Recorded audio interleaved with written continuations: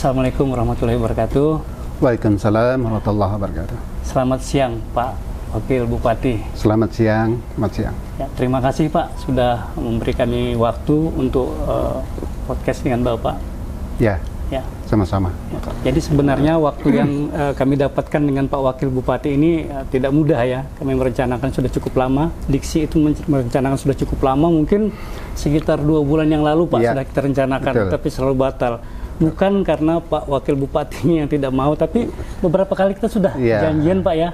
Schedule kita selalu berubah-ubah karena memang banyak agenda yang saya harus laksanakan di luar daerah, sehingga ya ini terjadi penundaan beberapa kali itu seperti yang kami bilang tadi. Bukan berarti Pak Wakil Bupati tidak bersedia untuk podcast, tapi pada sisi positifnya yang dapat kami nilai berarti memang Wakil Bupati kita padat Pak dengan agenda-agenda kerjanya, seperti itu kerjanya. Tapi itulah Pak, terlepas dari itu kami sudah berterima kasih Bapak hari ini sudah memberi kami kesempatan untuk melaksanakan podcast ini. Kita bincang-bincang ringan Pak, bicara soal pemerintahan dan lain-lain.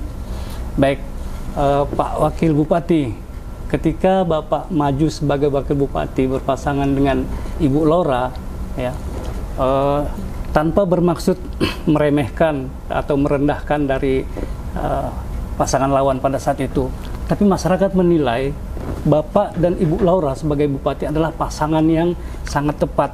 Ibu Bupati sebagai politikus muda yang punya pengalaman dan didampingi seorang, katanya sih Pak, birokrasi andal. Itu Pak. Jadi semacam dua pasangan yang sangat serasi Pak. Untuk akhirnya keserasian inilah yang diperkirakan orang banyak menarik kepedulian masyarakat untuk mengusung Bapak sebagai Wakil Bupati. Bapak bisa jelaskan Pak seperti apa yang dimaksudkan dengan kemampuan birokrasi yang luar biasa tadi Pak? Ya ini kan penilaian orang terhadap diri saya secara pribadi, ya itu persilakan saja. Ya memang dari sisi pengalaman bekerja, ya saya memang cukup lama bekerja di PNS. Artinya saya memulai karir saya bekerja di PNS itu sejak tahun 1983. Lama sekali. Ya, artinya cukup lama juga saya mengabdi sebagai pegawai negeri. Ya tentu banyak jabatan-jabatan yang sudah memang saya lalui di dalam karir saya. Tentu ini kan penilaian orang, ya saya terima kasih kalau orang beranggapan bahwa saya merupakan salah satu birokrat yang senior lah ya, yang senior. Kalau menurut saya ya betul, karena sejak berdirinya Kabupaten Nunukan tahun 1999 saya termasuk salah satu pejabat yang pertama dilantik bersama-sama dengan Bapak Sekda. Tentunya dulu ada sekitar 14 pejabat yang pertama-tama dilantik. Salah satunya memang saya yang ada di situ. Ya saya kira memang pasangan, katakanlah pasangan amanah, tagline kita, ya memang ada kombinasi antara birokrat dengan politisi.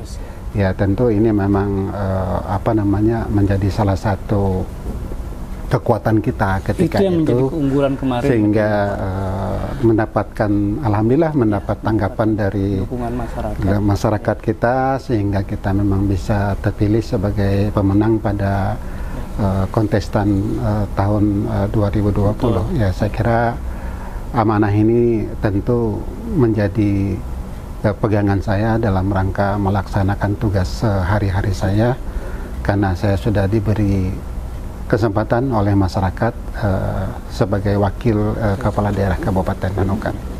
Mungkin Pak, sebelum kita lebih jauh lagi Pak, sebelum pada posisi sebagai wakil bupati, mungkin beberapa jabatan penting yang Bapak lakukan sebelumnya Pak? Ya, jabatan saya ketika itu ya pertama sekali pada tahun 1999 ya pernah di Kabak Ekonomi, pernah di asisten, pernah di Kepala Bapeda. Ya kalau asisten sudah beberapa kali kembali jabatan asisten 1, asisten 2, asisten 3.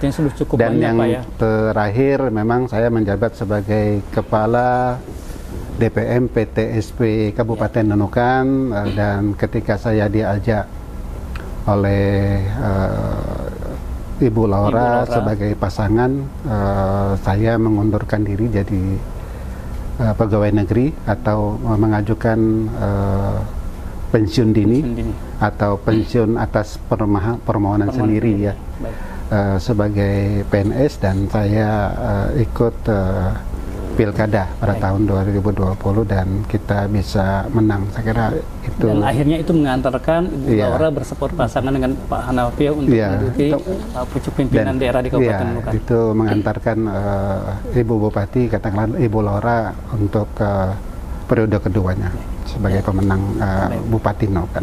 Pak, setelah itu memasuki masa tugas jabatan, bagaimana antara Bupati dan Wakil Bupati dalam berbagi tugas? Ya, sebenarnya soal berbagi tugas ini kan di dalam amanah Undang-Undang Nomor 23 Tahun 2014 tentang pemerintahan daerah. Sebenarnya di pasal 65 sampai di pasal 66 itu kan sudah jelas bahwasanya tugas wakil kepala daerah sebenarnya adalah bagaimana memimpin penyelenggaraan pemerintahan di daerah berdasarkan undang-undang tentunya, dan tugas saya sudah jelas di sana adalah bagaimana membantu Bupati dalam hal mengoordinasikan seluruh perangkat daerah di Kabupaten Nunukan, termasuk jika ada hasil-hasil temuan dari aparat pengawas, katakanlah inspektorat, untuk ditindaklanjuti. Dan yang kedua yang penting adalah tugas saya itu adalah bagaimana melakukan monitoring dan evaluasi atas seluruh kegiatan yang diselenggarakan oleh OPD kita sampai ke level desa dan kelurahan tentunya. Dan tugas-tugas lain saya itu adalah bagaimana memberikan masukan dan pertimbangan kepada Bupati.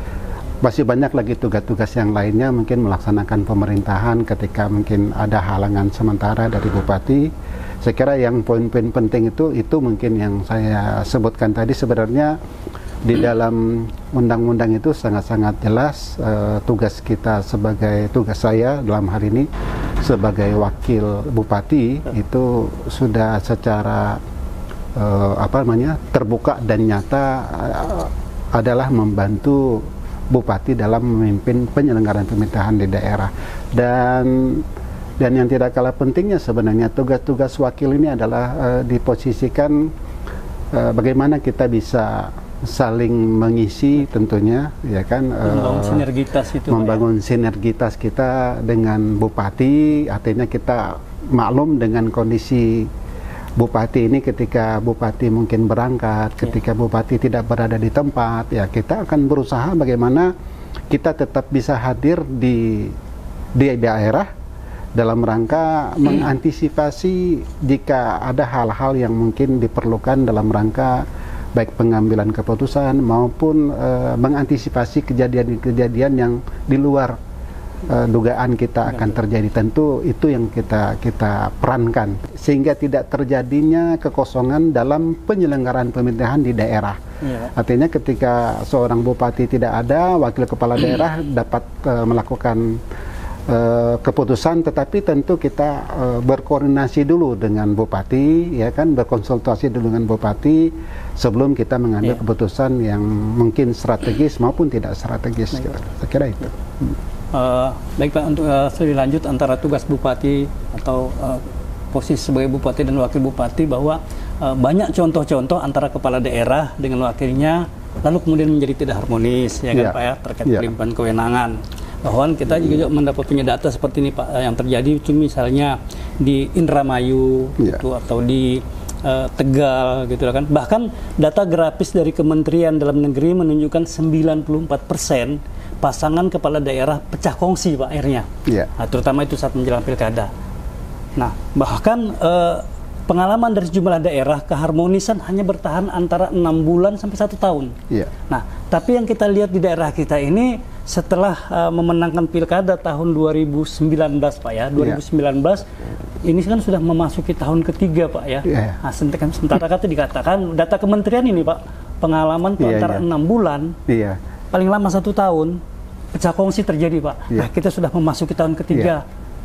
Bapak kelihatannya masih mesra-mesra saja dengan Bupati. Apa Pak strateginya Pak? Iya, sebenarnya itu tadi, saya sebagai seorang wakil kepala daerah, bagaimana saya memposisikan diri saya untuk bisa mengharmonisasi antara saya sebagai wakil bupati kepada bupati saya. Artinya bagaimana kita mempertontonkan kepada seluruh warga kita di Kabupaten Nunukan ini, kita adalah sosok pemimpin yang memang bisa menjadi contoh dan suri teladan bagi mereka, dan tidak dapat kita bayangkan apabila seorang kepala daerah dan wakil kepala daerah yang tadinya harmonis tiba-tiba di tengah perjalanan kepimpinan mereka atau kepimpinan saya terjadi gonjang-ganjing hal-hal yang tidak sesuai dengan norma-norma kita selaku kepala daerah. Itu kan sangat-sangat memalukan menurut saya. Saya kepingin menjadi kepala daerah atau wakil kepala daerah, kita tetap harmonis sampai di masa akhir bakti. Komunikasi saya tetap lancar, biasa saja, tidak ada hal yang bisa menimbulkan masalah konflik, sebab saya memimpin, saya tidak memiliki kepentingan yang atau di luar ambisi berlebihan, di luar hal-hal yang memang menjadi kewajiban saya. Artinya saya tidak punya kepentingan apakah berkecimpung di bidang-bidang yang lain-lainnya, tetapi saya murni memahami tugas saya sebagai seorang wakil kepala daerah adalah bagaimana membantu kepala daerah. Artinya kita ingin mengantarkan Kabupaten Nunukan ini ke depan bisa maju. Itu yang lebih penting. Jadi soal-soal yang berkaitan dengan masalah-masalah di luar itu, ya saya berusaha untuk menghindari. Betul, ya. Saya berusaha untuk menjauhi hal-hal begitu, karena kita tahu bahwasanya kita selaku wakil kepala daerah harus memahami hal-hal apa saja yang bisa mendatangkan ketidakharmonisasian tadi. Betul. Dan itu dijaga betul Pak, berarti Pak. Artinya orang tahu sebenarnya puncak-puncak dari ketidakharmonisasi ini kan orang pasti tahu ya. Betul. Oleh karena itu ya penyebabnya pasti kita tahu. Oleh karena itu ya kita main-main yang fine-fine sajalah. Artinya bagaimana kita mengantarkan Kabupaten Nunukan ini ke depan bisa maju, dan bisa majunya Kabupaten Nunukan ini ke depan dan bisa lebih bagus itu tergantung pemimpin. Nah, kalau pemimpinnya sudah di tengah perjalanan tidak kompak, ya kan, tidak bisa kerjasama, ya saya pikir nanti masyarakat akan menilai kita gitu kan. Ketika pemimpinnya saja sudah tidak akur, sudah tidak saling konflik mungkin ya, bahkan seperti itu, ya saya pikir bagaimana kita bisa mau membawa masyarakat kita maju, kita tidak memperlihatkan hal-hal yang positif bagi mereka. Saya kira itu yang memang perlu kita jaga, bagaimana perjalanan kami dalam periode ini bisa tetap harmoni, sampai dan hasil itu kita dapatkan Pak. Sehingga kepercayaan masyarakat terhadap pemerintahan ini, artinya kredibilitas pemerintahan ini di mata masyarakat masih tetap mendapatkan penghargaan. Nah, itu yang perlu kita jaga sebenarnya. Itu juga kita apresiasi buat pemerintah kita saat ini Pak, karena yang diduga orang akan terjadi begini-begini sampai sekarang kita alhamdulillah pemerintah kita. Tadi itu karena saya mungkin berangkat dari latar belakang seorang birokrat, ya kan, tentu saya berkecimpung banyak pada hal-hal yang bersifat katakanlah normatif dengan segala aturan, ya karena ini yang menjadi mungkin modal saya dalam rangka membantu Ibu, ya kan, dalam hari ini Ibu Laura, supaya pemerintahan ini tetap stabil, ya kan, tetap harmoni. Saya pikir itu modal utama kita. Sebab kalau sudah kita terjadi clash, terjadi ketidakcocokan, ini kan repot. Iya, padahal posisi wakil kepala daerah ini kan sudah jelas di pasal 66 itu kan dia diposisikan sebagai membantu tugas-tugas kepala daerah. Saya kira itu yang harus kita camkan betul-betul. Baik, Pak Wakil Bupati, saat ini kan juga sudah semakin mencuat ini terkait keberadaan IKN nih Pak. Yeah. Nah, Kabupaten Nunukan sendiri Pak, bagaimana sebenarnya kesiapan kita, kesiapan birokrasi Pemkab Nunukan untuk menyambut IKN nanti Pak?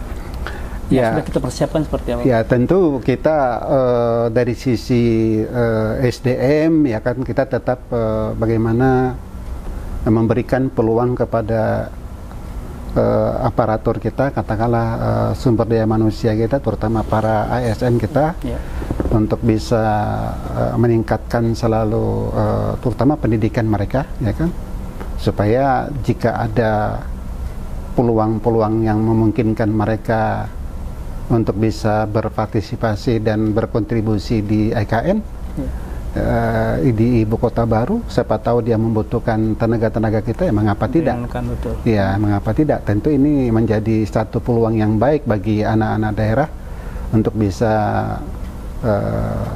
berkontribusi membangun daerahnya bisa lebih maju lagi. Saya kira bagi kita, kalau saya secara pribadi ya sangat-sangat terbuka bagi mereka ketika mungkin mereka mau mengajukan permohonan agar bisa mungkin ada peluang di sana, ya kenapa tidak kita beri kesempatan lah kepada mereka. Tapi dibalik itu Pak, maksudnya SDM yang kita miliki gini Pak, terlepas dari bahwa mereka akan mengajukan diri untuk menjadi mengabdi di IKN, tapi sebagai daerah yang terdekat dengan ini kan artinya kita harus punya kesiapan bagaimana daerah ini bisa menyambut, bisa memanfaatkan keberadaan IKN itu gimana, apa yang harus dilakukan pemerintah daerah Pak? Iya, saya kira ya dengan adanya IKN kan tentu ada imbas ya. Betul. Ada imbas terhadap katakanlah aparatur sipil negara kita, ASN kita. Ya tentu tadi tuh kita harus mempersiapkan, bukan hanya kita mempersiapkan dari sisi SDM, tentu di sektor lain juga kita harus siapkan, artinya bagaimana kesiapan kita untuk bisa berkompetisi dalam rangka menyiapkan yang berkaitan dan berhubungan dengan masalah kegiatan-kegiatan pertanian, iya kan, termasuk mungkin perikanan, katakanlah pertanian dalam arti luas. Karena saya yakin dengan adanya IKN, dengan kedatangan sekian juta orang mungkin nantinya, tentu ini kan membutuhkan katakanlah logistik yang cukup banyak, dan itu menjadi peluang yang baik bagi Kabupaten Nunukan karena kita satu daratan ya, tentu dari sisi mobilisasi tidak terlalu sulit dibandingkan di tempat-tempat yang lain. Nah, ini juga kita harus menangkap ini satu peluang yang harus kita bisa manfaatkan sehingga daerah kita bisa mendapatkan asas manfaat yang lebih. Saya kira ini memang perlu kita siapkan. Kita punya katakanlah ada food estate kita, memang ada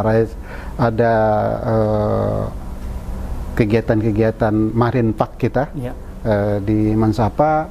Saya kira ini dalam rangka menyambut IKN ini perlu kita dorong gitu kan, supaya logistik yang mungkin yang dibutuhkan oleh IKN itu bisa kita bisa menjadi penyangga, bisa kita berkontribusi di sana, dan itu bisa menambah added value bagi masyarakat kita yang ada di Nunukan. Saya kira itu. Bahkan masyarakat yang menilai begini Pak, di antara wilayah yang berada di Kaltara, Nunukan itu dianggap yang paling beruntung. Selain dekat dengan IKN, kita juga menjadi pintu masuk dengan negara tetangga. Nah, tentu ada efek-efek baik positif dan negatif ya Pak. Tapi dianggap kita paling beruntung secara ekonomi, kita menjadi beruntung, dekat dengan ibu kota negara, dekat juga dengan sebagai pintu masuk juga pintu masuk dengan negara tetangga.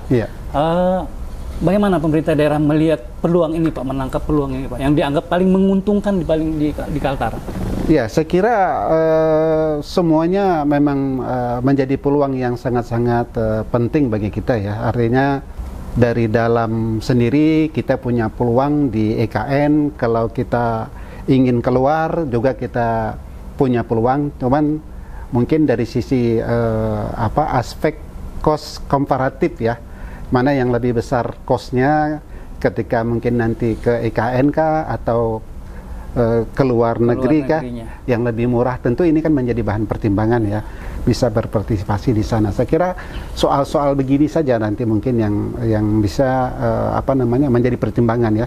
Semuanya menguntungkan dengan terbukanya juga jalur kita ke Malaysia. Saya kira ini juga peluang yang sangat-sangat besar, apalagi dari sisi biaya transportasi mungkin jauh lebih murah ya, karena memang sangat-sangat dekat.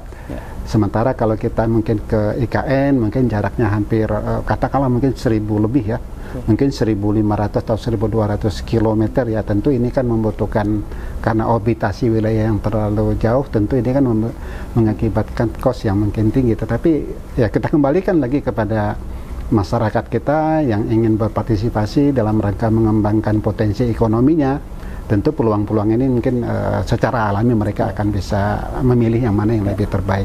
Tetapi yang jelas dengan adanya peluang ini kan, tadinya mungkin hanya peluang kita mungkin hanya satu, tapi dengan kehadirannya IKN ini berarti kan peluangnya jauh lebih besar lagi. Saya kira sebuah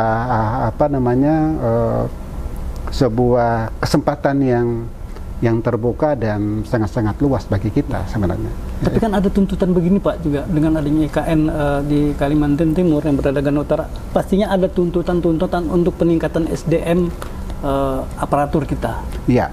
Bagaimana Bapak sebagai Wakil Bupati pemerintahan melakukan itu nanti Pak? Iya, tetap kita sekarang aparatur kita kan dari sisi pendidikan formal hampir seluruh pejabat kita ini kan sudah S2 ya. Ya, sudah S2, sudah melalui pendidikan yang cukup lumayan. Saya pikir untuk SDM di kita itu sudah menurut saya sudah bagus memadai, ya. Pak, ya, memadai, dan saya kira mereka masih pasti bisa berkompetisi dengan SDM yang mungkin katakanlah dari luar, katakanlah seperti itu, dan kualitas mereka tidak kalah dibandingkan dengan dari luar atau dari mana. Tinggal mungkin kesempatan dan peluang itu yang mungkin belum ada mungkin ya. Kalau mereka juga bisa berkompetisi di tempat yang lain, di tempat kerja yang lain, saya pikir mereka akan mampu untuk bisa melaksanakan tugas secara profesional tentunya. Jadi kita sudah mendengarkan sebuah optimis yang luar biasa ya, optimis yang luar biasa dari seorang birokrasi yang disebutkan tadi, dari seorang wakil bupati, bahwa kesiapan SDM kita, terutama SDM aparatur kita dalam menyambut kehadiran IKN itu sudah sangat ini Pak ya, sudah untuk memadai untuk kita. Baik Pak, kita lanjut dengan berbicara masalah SDM tentang kepala desa dalam peningkatan SDM kepala desa, karena kita mendapat catatan di sini Pak. Kita memiliki catatan yang disampaikan oleh Pak Budi Santoso dari Direktorat Pembinaan Jaringan dan Kerjasama antara Komisi dan Instansi Komisi Pemberantasan Korupsi, bahwa pengelolaan dana desa diwarnai dengan banyaknya penyimpangan akibat lemahnya SDM perangkat desa. Nah, ini kan tidak bisa dipungkiri Pak, bahwa kebocoran-kebocoran itu terjadi, kebocoran anggaran itu terjadi karena lemahnya SDM kepala desa. Nah, ini bagaimana pemerintah daerah melihat ke depannya, seperti apa kita melakukan pembinaan SDM kepala desa kita Pak? Ya, kalau kita melihat di Kabupaten Nunukan untuk SDM sebenarnya untuk pengelolaan keuangan dana desa sudah lumayan ya. Kemarin kita juga sudah ada pertemuan dengan wakil KPK ya di Tanjung Selor. Pengelolaan keuangan desa kita, ya kalaupun ada kasus kemarin itu kan yang dulu ya, hanya satu aja ya, saya pikir itu tidak terlalu ini. Cuma mungkin untuk meningkatkan kualitas pengelolaan ini mungkin perlu menjadi perhatian kita, sebab kepala desa ini, apalagi yang mereka kemarin baru pilkades. Kita kemarin sudah melaksanakan pilkades sebanyak 210 desa. 210, betul, Pak. Nah, ada kecenderungan kepala desa ini begitu dia naik, calon yang baru terpilih, dia akan melakukan pemutusan kerja terhadap aparatur yang ada di bawahnya. Nah, ini jadi masalah sebenarnya. Artinya kita selalu mengatakan kepada seluruh kepala desa, dan kita pesan kepada camat juga, agar kepala desa ketika dia naik sebagai pemenang dalam pilkades, pemenang sebagai kepala desa, ya mestinya dia jangan memberhentikan seluruh aparatur yang ada itu, gitu loh. Iya. Nah, cuman ini memang sudah masuk di wilayah politik juga, ya kan. Nah, ini juga jadi masalah, dan itu tantangan kita sekarang. Tantangan, saya sebutnya ini tantangan. Sebab dengan bergantinya seluruh aparatur kepala desa yang di bawahnya yang sudah mengabdi 6 tahun ya, karena masa bakti 6 tahun, ini praktis kan dia akan mengangkat aparatur di desanya yang baru, yang kita tahu dan bisa kita pastikan bahwa mereka belum memiliki pengalaman dalam hal pengelolaan keuangan. Nah, ini kan bawa gerbong ini. Iya, gerbongnya ini yang selalu menjadi masalah kita ya. Kita lihat yang terakhir ini seperti itu. Nah, ini yang menjadi permasalahan kita. Itu artinya menambah beban dari pemerintah daerah untuk mendidik lagi aparatur-aparatur yang diangkat baru tadi, gitu loh. Sementara untuk mendidik ini kan butuh waktu, butuh biaya dan sebagainya. Ini menjadi kendala kita selama ini. Jangan-jangan baru separuh belajar, Pak, masih jabatan kepala sudah habis. Iya, itunya. Ini yang memang kondisi ini mungkin yang perlu kita benahi dari kami pemerintah daerah. Selalu mewanti-wanti kepada kepala desa, apabila naik jangan menghilangkan, jangan mem-PHK-kan, jangan memberhentikan seluruh aparatur yang ada di desa itu. Sehingga kalau kita membentuk tenaga baru, itu kan tidak mudah, dan itu membutuhkan waktu dan biaya besar. Dan inilah mungkin salah satu kendala-kendala yang kita hadapi selama ini. Dan untuk dalam hal penyimpangan atau penyalahgunaan masalah kewenangan berkaitan dengan masalah keuangan DD, itu kita tekan sedemikian rupa. Kita akan minta bantu dari tenaga aparat pengawas, katakanlah inspektorat, untuk bisa mengawasi seluruh kegiatan-kegiatan yang dilaksanakan oleh kepala desa. Tapi Pak, kalau dilihat dari banyaknya jumlah desa, Pak, ini dilihat kan sangat banyak kan jumlah desa di tempat kita sangat banyak. Dengan terjadinya kasus-kasus, katakanlah penyimpangan misalnya, Pak, ini tergolong tinggi apa rendah sih sebenarnya itu nih, Pak? Sebenarnya dengan kita banyak jumlah desa itu, Pak. Sebenarnya tidak juga, artinya kan tidak ada yang berkasus hukum. Kalau kasus hukum kan hanya 1-2 saja. Ya, artinya sangat rendah sekali, Pak. Ya, rendah sekali. 0,% ya, tetapi mungkin dalam hal optimalisasi dalam rangka pemanfaatan keuangan desa mungkin yang harus kita wanti-wanti agar mereka memanfaatkan itu tepat sasaran gitu loh. Sehingga dana desa ini benar-benar dapat mensejahterakan masyarakat yang ada di sana. Kan itu poin yang penting itu. Jadi mungkin dalam hal perencanaan mungkin yang harus kita bisa benahi sedemikian rupa sehingga mereka dalam menentukan program kegiatan itu benar-benar menyentuh seluruh kepentingan masyarakat dan dalam rangka meningkatkan ekonominya. Saya kira itu yang penting itu. Pak, baik Pak, kita beralih lagi sedikit kepada masalah kinerja di aparatur kita, Pak. Jadi bagaimana tanggapan Bapak sebagai Wakil Bupati terkait program atau Simanja, Pak? Jadi karena sampai saat ini, Pak, ternyata masih terjadi semacam pro kontra di antara kalangan ASN sendiri, Pak. Ada yang setuju, ada yang tidak setuju. Sebenarnya apa yang terjadi nih? Ya, sebenarnya kan Simanja ini kan adalah aplikasi atau sistem ya. Sistem yang digunakan oleh pemerintah daerah dalam rangka mempermudah pelayanan kepada aparatur sipil negara, khususnya di bidang kehadiran. Dan saya kira semua pelayanan pemerintahan sekarang ini kan ada yang namanya harus berbasis elektronik dalam rangka mempermudah, dalam rangka mempercepat, ya kan? Tentu dibutuhkan semacam revolusi di bidang pelayanan dengan menggunakan aplikasi. Nah, sebenarnya aplikasi ini kan kita harapkan itu bisa jalan, memang ya, bisa jalan, dan itu adalah keputusan dan kebijakan dari atasan.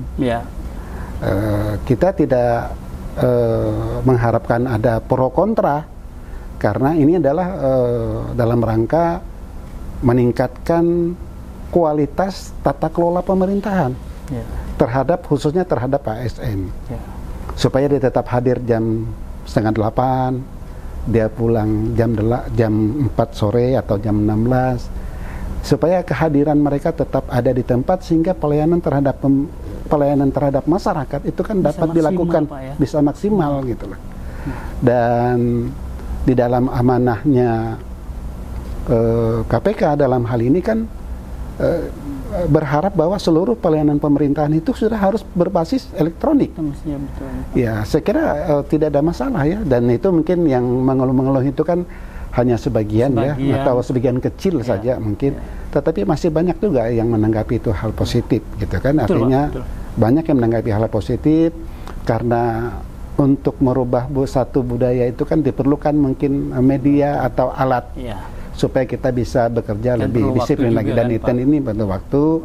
Saya pikir ini adalah salah satu terobosan ya, saya anggap salah satu terobosan yang sudah dilaksanakan oleh pemerintah daerah di Nunukan, artinya tanpa melalui jasa-jasa konsultan dari luar, dengan tenaga aparatur yang ada di katakan Kominfo, mereka mampu mengeluarkan satu aplikasi produk ini yang sangat-sangat luar biasa, dan itu sebenarnya mendapat sambutan dari pihak-pihak lain juga, bukan dari kita saja, kabupaten lain juga banyak yang berminat seperti itu. Nah, saya kira ini adalah terobosan yang kita lakukan dalam rangka membenahi aparatur sipil negara kita, dan kedua erat kaitannya dengan tunjangan-tunjangan, katakanlah tunjangan terhadap aparatur itu sendiri, dan kita tidak lagi memakai manual menghitung-hitung, tetapi cukup klik dia akan keluar dengan sendirinya berapa sih nominal yang Anda terima. Saya kira ini adalah satu hal yang sangat-sangat membanggakan kita, ya kan, karena kita tidak lagi menggunakan cara-cara yang manual. Sebenarnya mungkin hanya satu dua yang merasa belum siap kali Pak belum siap untuk meningkatkan SDM-nya, karena dikatakan bahwa ini proses yang untuk mempermudah. Karena mungkin pribadinya aja yang belum siap. Ya, kita harapkan Pak, mungkin nanti setelah ini mereka juga merasa bahwa memang ini hal yang positif. Seperti Bapak katakan, di mana-mana juga orang sudah mulai menggunakan. Baik, Pak, mungkin satu pertanyaan terakhir Pak. Kami mendapat catatan Bapak ini sebagai salah satu pejabat yang punya kepedulian dengan kebersihan lingkungan. Bapak juga pernah bicara soal sampah-sampah plastik. Nah, jadi luar biasa nih Pak yang kita dapatkan informasi tentang Bapak. Sebegitu pedulinya Bapak dengan sampah plastik. Bisa Pak kita berbagi dengan masyarakat seperti apa sih kepedulian Bapak? Kebersihan itu kan adalah bagian dari iman ya. Dan saya kira di mana-mana juga orang tahu bahwa hendaklah kita menyayangi bumi. Betapa lemahnya kita sampai membuang sampah sembarangan tanpa kepedulian yang berarti, dan bahkan sebenarnya bisa menghancurkan bumi karena akibat dari ketidakpedulian kita terhadap sampah. Mengapa saya sangat-sangat concern dengan masalah sampah? Karena gambaran utama kalau kita mungkin mendatangi satu wilayah, pasti kesan pertama yang kita tangkap pasti kebersihan. Kita tidak bertanya apa yang dia buat, tidak, tetapi dengan kebersihan dulu, karena itu yang paling mudah dilihat oleh mata. Makanya saya sangat-sangat concern bagaimana sampah-sampah ini bisa kita atasi sedemikian rupa, dan itu membutuhkan kerjasama dari semua pihak, semua lapisan masyarakat agar peduli terhadap persoalan sampah. Kalau kota kita Nunukan ini bersih, tentu kan kita juga yang menerima apa namanya, baiknya cerita orang. Tetapi sebaliknya, kalau kita kotor, nunukan kotor, ya kita juga akan menerima buruknya cerita orang terhadap kabupaten kita. Makanya saya menghimbau kepada seluruh warga masyarakat, bahkan saya pernah mengadakan rapat dengan para tokoh agama, tokoh masyarakat di Nunukan ini, mengajak kepada mereka agar bisa melakukan semacam sosialisasi sesuai dengan fungsi mereka. Kalau yang pendeta silakan kepada jemaatnya, ya demikian juga yang Islam ya kepada masyarakat jamaahnya juga kiranya menyampaikan. Tapi memang ini belum masif saya anggap ya, karena kita masih membutuhkan peralatan, kita membutuhkan dana dan biaya yang memadai sehingga bisa merubah wajah Nunukan. Dan kita juga akan melaksanakan perda tentang kebersihan, di mana perda itu sudah mengatur tentang jam-jam buang sampah itu jam berapa saja dibolehkan. Nah, ini yang kita butuhkan kepada masyarakat, kiranya pada jam-jam itulah mungkin nanti mereka bisa membuang sampahnya, sehingga pada saat itu juga sampah tidak menumpuk lama dan menimbulkan bau yang tidak baik, yang menyengat tentunya di lingkungan kita. Pada jam tertentu kita membuang sampah, pada jam itu juga mobil truk lewat atau truk pengangkutnya siap gitu, sehingga tidak terjadi penumpukan di katakanlah di tempat-tempat penampungan sampah, di TPS-TPS. Itu harapan-harapan kita ke depan. Ayo kita sama-sama bagaimana menciptakan Nunukan itu bersih. Ya, Nunukan bersih dulu lah. Ya, Pak, tapi kan begini Pak, ada dilema juga gini Pak. Dilemanya seperti ini. Ketika Nunukan menjadi daerah penghasil rumput laut yang boleh dikatakan terbesar, penghasil rumput laut terbesar, seiring dengan itu terjadi juga pembuangan sampah plastik bekas pelampung itu Pak. Nah, jadi ada dua sisi yang bertentangan Pak. Pada satu sisi positifnya bahwa produksi rumput laut kita meningkat, ini yang menggerakkan ekonomi masyarakat di Nunukan. Tapi pada sisi lain, dampak negatifnya adalah bertebarannya sampah-sampah plastik botol itu. Ini gimana Pak, pemerintah daerah menyikapi ke depan? Ya, sebenarnya itu tadi, untuk membuat Nunukan bersih itu kan dibutuhkan kerjasama dari semua pihak. Apapun profesinya, dimanapun dia berada, tentu kita mengharapkan partisipasi yang aktif dalam rangka menciptakan Nunukan bersih. Dan salah satu contoh sebenarnya masyarakat kita yang memang sebagai petani rumput laut itu memang besar kemungkinan akan memiliki sampah plastik dari pelampung, pelampung tali mereka. Dan tentu ini kan paling lama mungkin kekuatan pelampungnya itu mungkin 1 atau 2 bulan sudah harus dibuang karena bocor dan sebagainya. Nah, yang pertama mungkin ini kita mengatasi itu bagaimana kita bisa menyiapkan nanti pabrik pelampung di Nunukan.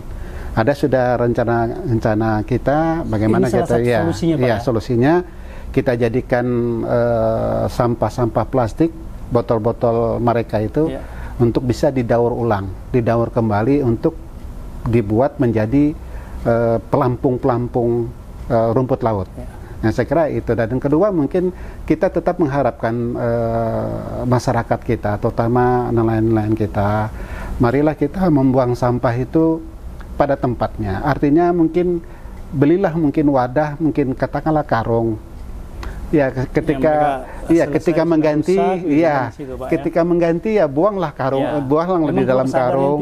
Ya, inilah butuh kesadaran kita semua. Makanya saya katakan tadi, untuk menciptakan Nunukan bersih tentu kita membutuhkan kerjasama dari semua pihak ya, masyarakat, ya kita supaya, dan itu juga nanti bisa kita ajari dengan generasi kita berikutnya bahwa kebersihan itu penting dan membuang sampah sembarangan tempat itu tidak dianjurkan, ya kan, apalagi itu plastik sampai 100 tahun katanya tidak terurai. Ya, saya kira ini kan bahaya laten kita, dan kita belum tahu sampai sekarang sampah-sampah yang dibuang itu nanti akan mempengaruhi lingkungan perairan kita. Betul. Iya kan, di perairan kita mungkin berterbangan banyaknya sampah-sampah itu di pinggir-pinggir pantai, katakanlah seperti itu nanti akan menciptakan mungkin nanti perubahan terhadap lingkungan, terutama mungkin air, ya. Dan itu bisa mengganggu semuanya kan. Ya, ini kan kita belum merasakan sekarang, mungkin belum terlalu. Sudah ada mungkin, tetapi kita belum terasa betul. Tapi nanti satu saat nanti baru kita. Nah, mumpung belum terlambat, tentu kita mengharapkan bagaimana sampah plastik ini oleh masyarakat yang membuang itu janganlah dibuang di sembarang tempat, tetapi buanglah di wadah, dan tentu nanti kita akan siap mengangkut. Kita sudah punya komitmen dengan Dinas Lingkungan Hidup, bagaimana sampah-sampah yang dikumpul masyarakat dimanapun tempatnya nanti kita angkut. Terangkut semua. Ya, bagaimana sampah-sampah plastik ini bisa didaur ulang sebenarnya. Itu yang jalan yang keluar yang bagus menurut kami. Tapi ini masih ada mungkin kendala-kendala sedikit, tetapi sudah ada beberapa yang sudah memang kepingin mendaur ulang itu untuk diciptakan menjadi pelampung dari rumput laut. Itu menjadi solusi pilihan. Itu solusi yang terbaik. Baik Pak Wakil Bupati Nunukan, Pak Hanafiah, kami rasa kami sudah menyita waktu kerja Bapak. Tidak apa-apa, terima kasih. Artinya sudah kami bersama tim juga merasa disambut dengan baik. Terima kasih. Terima kasih Pak.